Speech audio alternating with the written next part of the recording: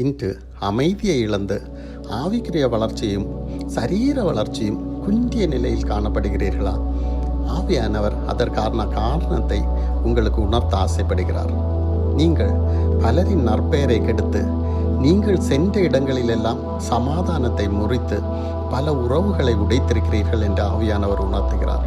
நான் இப்படி செய்கிறதில்லை, இது எனக்கான செய்தி அல்ல என்று நினைக்க வேண்டாம்.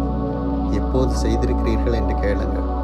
ஒருவர் உங்களை நம்பி தன் அந்தரங்க வாழ்க்கையையும் தன் வாழ்க்கையின் ரகசியங்களையும் அவரின் தற்போதைய நிலையையும் ஒரு ஆறுதலுக்காக உங்களிடம் சொன்னபோது நீங்கள் அந்த இரகசியத்தை பிறரிடம் கூறி அவர்கள் நற்பெயரை கெடுத்தீர்கள்.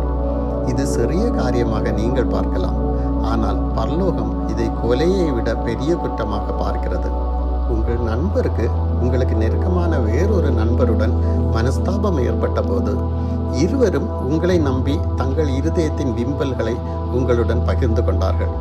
நீங்கள் ஒருவர் கூறினதை மற்றவரிடமும் அவர் இவரை பற்றி கூறினதை இவரிடமும் சொல்லி ஒரு வாரத்தில் தீர வேண்டிய சிறிய உறவின் விரிசலை பெரிதாக்கி உறவுகளை உடைத்தீர்கள்.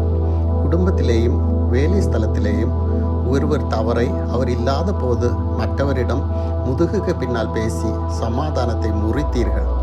இதை செய்ததும் தவறு, பிறர் செய்த போது உடனிருந்து தலை அசைத்ததும் தவறுதான். இதற்கு என்ன பரிகாரம்? ஒரு புறாவின் இறகுகளை பல வீட்டு வாசலில் வைத்து விட்டீர்கள். இப்போது சென்று திரும்பி எடுக்க முயன்றால் முடியுமா? அதை காற்றடித்து எங்கெங்கோ கொண்டு சென்றிருக்கும். அது முடியாத காரியம் என்பது போலதான் இதுவும். எனவேதான் பரலோகம் இதை விபசார குற்றத்தை விட பெரிய தவறாக கருதுகிறது. உடனே மனம் வருந்தி இயேசுவிடம் மன்னிப்பு கேளுங்கள். இனி செய்ய மாட்டேன் என்று தீர்மானம் நிறைவேற்றுங்கள். உங்கள் பேச்சால் உடைந்த உறவுகள் ஒட்ட, சமாதான கேடுகள் நீங்க நீங்கள் ஜெபியுங்கள். விறகில்லாமல் நெருப்பு அவியும், கோள் சொல்லுகிறவன் இல்லாமல் சண்டை அடங்கும் என்று நீதிமொழிகள் 26:20 சொல்லுகிறது. கோள்காரனுடைய வார்த்தைகள் விளையாட்டு போல் இருக்கும், ஆனாலும் அவைகள் உள்ளத்துக்குள் தைக்கும் என்று நீதிமொழிகள் 26:22 சொல்லுகிறது. கோள் சொல்லுகிறவன் பிராண சிநேகிதனையும் பிரித்து விடுகிறான் என்று நீதிமொழிகள் 16:28 நினைவுபடுத்துகிறது. எனவே பிரியமானவர்களே, கோள் சொல்ல வேண்டாம், கோள் செல்லுதலுக்கு செவி கொடுக்கவும் வேண்டாம். ஆமேன்.